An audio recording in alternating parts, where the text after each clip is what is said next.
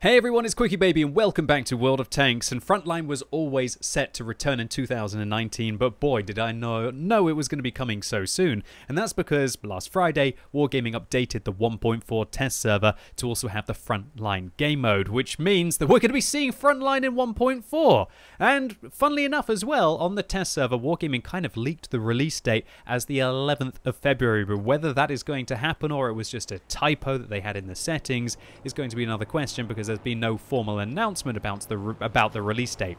Now, one thing that's very interesting about Frontline as well, and considering that Monday the 11th of February release date, is that if it's going to be coming in 1.4 and you're going to be able to play French-wheeled light tanks inside it, then that means that they're probably going to have to release the 1.4 release date before that, right? And every single patch of World of Tanks, it's released on the Russian server on a Tuesday, and then most likely the American server and the European server on a Wednesday. And so are we going to be seeing World of Tanks 1.4 on February the 6th for EU and NA? Well, I guess we're going to find out next week, probably on Monday, if that's going to be the case, because they always tell us about whether it's going to be coming onto the Russian server. But I'm pretty sure, at least my best guess, is we're going to be seeing 1.4 on Wednesday the 6th, and we're going to be seeing Frontline released, well, coming back again in the form that you're seeing on Monday the 11th of February, so pretty exciting stuff. So Frontline, if you didn't watch any of my videos about it last year, or alternatively you didn't even see any of my streams where I was playing it through and hopefully trying to get the general rank and prestiging as many times as I could to be able to get the unique camouflages, or I guess styles as we're going to be calling them, during the whole event last year, then you won't know too much about it. What is Frontline? Frontline is 30 versus 30 combat, and it's spread across 3 fronts. You can see one front down here, one front through the middle, and one front on the right, which I am fighting out on. So Frontline is 30 versus 30 combat. You can actually change the top of the screen here to show all 30 tanks, so it's literally twice the amount of vehicles, and the map is 9 times bigger. Although, when you think about it, at the start, only 3 kilometers squared is opened up, so the map is 3 times bigger and twice the number of players, so it's still a little bit spread out. And it works really well, and it's a very, very popular game mode because it's all at tier 8. And so I guess Wargaming have decided, well, if it isn't broken, don't fix it, because it looks like we're going to be seeing, at least for now, the same map. Now, what are the real big deals that we can talk about here? Well, Wargaming released on their homepage a lot of details about the Frontline game mode returning as it hit the 1.4 test server. And they were saying in the first quarter, but it's looking like, at least if that spoiler inside there, the test server about February the 11th, they're going to be seeing at least, yeah, definitely in the first quarter, right? However, contrary to my predictions, Wargaming are clearly saying that it is for our consideration only in its preliminary testing, and that Frontline being on the 1.4 test server does not imply the mode will launch immediately with the 1.4 update, but it will be activated separately from it. So we're just going to have to wait and see. The biggest bit of information is that there are going to be episodes of Frontline, and that there are going to be 10 different weeks total, and there's going to be 1 episode every calendar month. And so what does that mean? Well, that basically means that Frontline is going to be available for 1 week, and it's going to be available throughout the year. So February, March, April, May, etc. etc. And I think this is really great. This is just what I wanted from Frontline, for it to be an event to spice things up. You have 1 week on, and then you have a few weeks off, and then you come back, and it kind of just breaks up that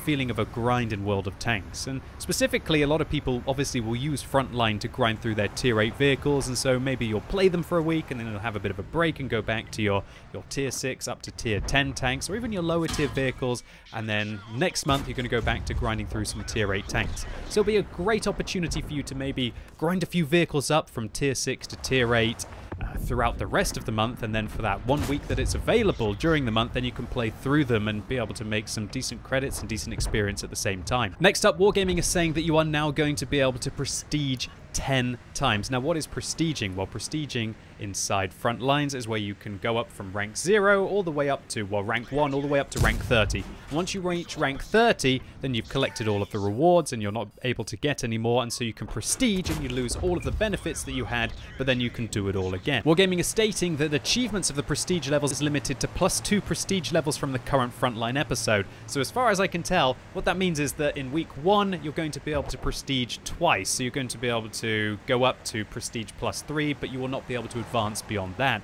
And so if you were planning to try and grind all of the 10 Prestige levels in the first week to be able to gain all of the rewards, well, that's simply not going to be the case. You're going to have to wait for a few months to go by to be able to Prestige up further. Also, Wargaming is saying that if you missed the first few months and you just didn't want to play Frontline, but then for some reason you wanted to jump into it, or maybe you just freshly discovered World of Tanks, that you're going to be able to catch up and then get all the way forward. So if you start playing in episode 5, or should we say month 5, then you're going to be able to Prestige up from 1 all the way up to 7, I presume. Now, why would you bother Prestige and to reset your experience progress from rank 30 all the way back down to rank 0? Well, that's because you're going to be getting credits, premium consumables, directives, and personal reserves. And in addition to this, achieving each Prestige level awards you with bonds, gold, badges, and medals. So there's lots of really great stuff to be able to get. So while the test server is now closed, thankfully I can go back and watch one of my own streams to show you what it was saying while it was up. So here clearly we can see that Wargaming is saying that in the first quarter of 2019 / on the February the 11th, but again, whether that's a typo, we're going to have to wait and see. And here's the really exciting stuff. You can see all of the rewards that you can get going from your rank 1 all the way up to your rank 30. And while I'm sure the amount of credits is going to be adjusted because getting 100 doesn't really seem like it's very generous, there's going to be days of premium from getting through all the ranks. So if this stays the same, this is going to be an opportunity to get 7 days of premium from going from a rank 1 up to rank 30, which seems crazy generous as they're going to be coming back every single month, and so you might be able to get yourself a whole week of premium every single month for free, unless Wargaming change this in the meantime. This next page shows all of the different rewards for prestiging, including prestige points, and what you get to spend those on I'm going to highlight in a second. So clearly we can see bonds, styles, more premium days for prestiging, and whether Wargaming are going to be giving us a unique style every single month, we're just going to have to wait and see.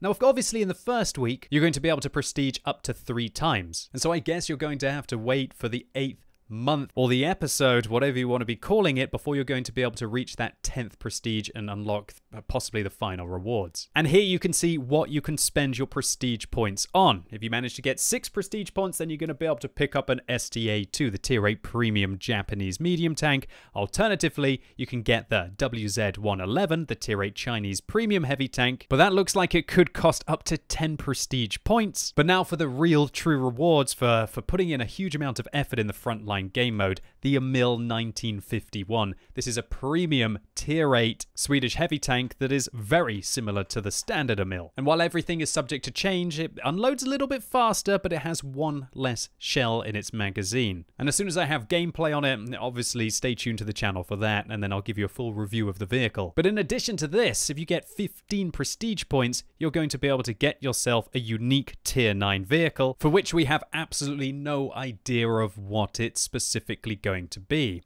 Now, Wargaming say at the bottom, choose wisely. The prestige points you will earn can only afford you a maximum of 2 vehicles. That's definitely something to consider.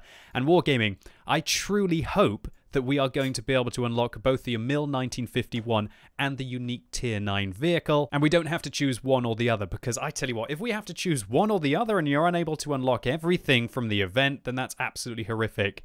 These 2 vehicles clearly you can purchase with money, and unless you're able to buy the Emil 1951 and then spend your prestige points on the unique tier 9 vehicle, then it will be completely unacceptable if you can't earn enough points to be able to pick up both. Now, what reward vehicle is it likely to be? Well, there's only one true candidate that I can see currently on Tanks GG, and that will be the WZ120 GFT. But apart from this, I was thinking, we lost the SU-12254 back in the day. Are we going to be seeing that return? Well, as of yet, I'm simply guessing or theory crafting. Whether it's going to be one of those 2 vehicles, we're just going to have to wait and see. In addition, Wargaming seem to be making some rather minor changes to the Frontline game mode, balancing some of the map positions, reducing the durability of the main objectives, buffing the smoke screen and Inspire, and slightly reducing the damage that artillery strike and airstrike is going to inflict. But apart from that, the game mode stands pretty much the same. And so while I really like the additional rewards that Wargaming are going to give us, and let's be honest, Frontline was pretty much awesome in the first place. It's a little concerning that in the 6 months, or even more than 6 months, that it's been since Frontline was released as a complete surprise and was so wildly popular, Wargaming haven't really developed it all that much. The map is still pretty much the same. There's no news about any new maps that will be going into Frontline. It's at the same tier. The UI is pretty much identical. There's no new mechanics. For example,